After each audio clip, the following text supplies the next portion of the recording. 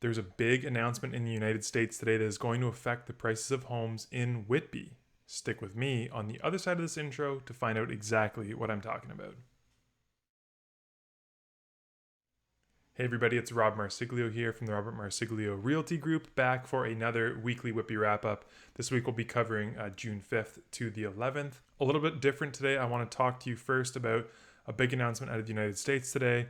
It will affect things going forward in Canada and therefore the price of your home in Whitby.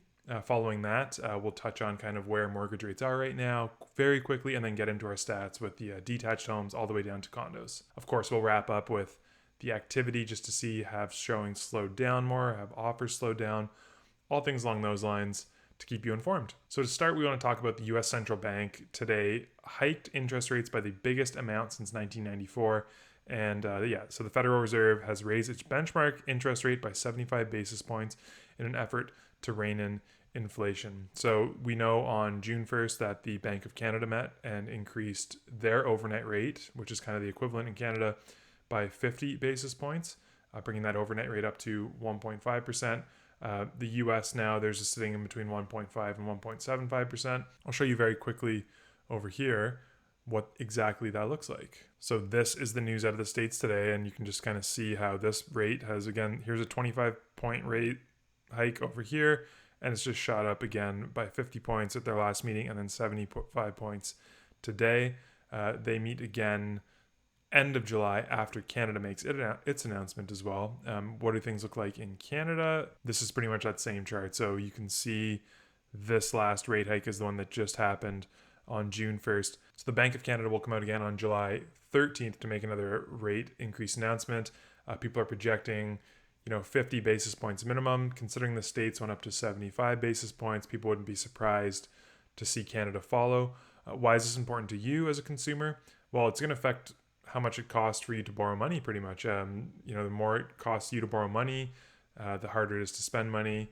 And their idea is at that point, inflation will be driven down. And of course, if it's harder to borrow money, it's going to be harder to borrow large amounts of money, which is how people in Canada and North America buy real estate with those big mortgages, right? So again, we're keeping our eyes peeled here for July 13th because it's not only interest rate announcement, but the monetary policy report too. So this is where they'll kind of update their projections on economic growth, whereas GDP, all their projections for going forward.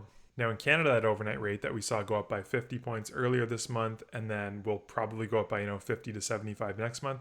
That's important because variable rate mortgages are tied directly to that. So as those rates increase, variable rate mortgages get more expensive.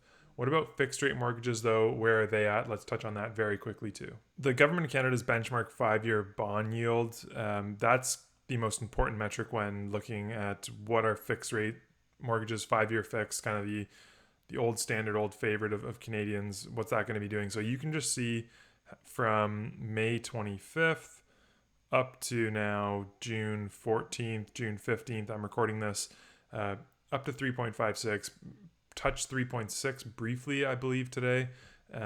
So again, as you see this number go up, you're going to expect to see those 5-year fixed rates go up as well. As some proof of that, I'm just looking at Rate Hub here for you. So you can see the 5-year fixed column is this column right here. So the best market rate, we'll throw that one out. We'll go down to our big five though. Bank of Montreal, 4.6% for that rate. 4.74 from TD, but the big one right now is Scotiabank. And a lot of people were projecting this late last week just based on what bond yields were doing. That 5-year fix are going to start eclipsing that 5% territory for the first time in quite some time. So again, getting more expensive to borrow money. It's not going to be a surprise to see prices come down. Just how much will they come down? I've heard a wide range of projections. I don't want to speculate at this time, but just expect things to come down for quite some time. Okay, so now that we're all caught up on everything rates and what's affecting rates, the big announcements, and just kind of preparing ourselves for what's going to happen come July, let's take a look at what happened in Whitby this past week compared to the week before, and potentially to the peak of the market in some instances. Again, we're going to go pretty in depth on the detached and the townhomes with our new graphs that we unveiled last week. And then we'll hop into some charts for kind of everything else, as well as showings and offers later on in the video. Starting off, as always, with our new listings on the detached and townhome side. So this is the most current week. We had 60 listings on the detached side and 11 on the townhome side. So that's down from 61 and 13 respectively. And just to keep everybody a little reminder, it was early to mid-April where we really peaked out in new listings in any given week. So that was 30 on the townhome side and 85 on the detached side. In terms of sales, a low week. It's, you're going back, it's since beginning of February, end of January. It's been quite some time since we've seen this few townhome sales, down from 10 the week before. Again, not too big of a percentage change maybe. We've never really seen anything more than 17 in any given week. That's been a busy townhome week in Whitby. So, but again, down from 10 the week before to 6 on the detached side. Our high for, this is over a year ago now, that was end of May 2021, was 60 sales on the detached side. That's been tapering off since, around late February, early March. Big dip here, but again, kind of all pocketed and just trending downwards, I would say, to 30 sales, 31 the week before. How did that all shake down in our prices? So you'll see a couple fancy new lines, this lighter blue line and this lighter red line, and those are our 5-week rolling averages for prices.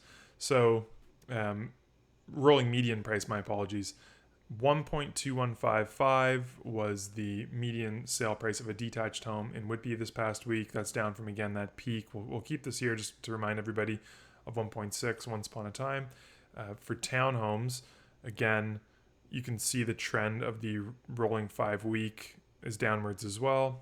845 was the median price of a townhome in Whitby this past week, down from a high of close to 1.2 at the end of February. Just to keep you up to date on the days on market as well. On the detached side, it took us 9 days on average to sell a home versus 12 days the week before. 6 days on average for a townhome versus 11 days the week before. And one more time, I'm loving just tracking these suspended and terminated to give you an idea of how inflated those new listings numbers are. So we had 33 listings this week, suspended or terminated. That's down from 40, but you can see the detached terminations have kind of hovered between that 30 and 40 per week.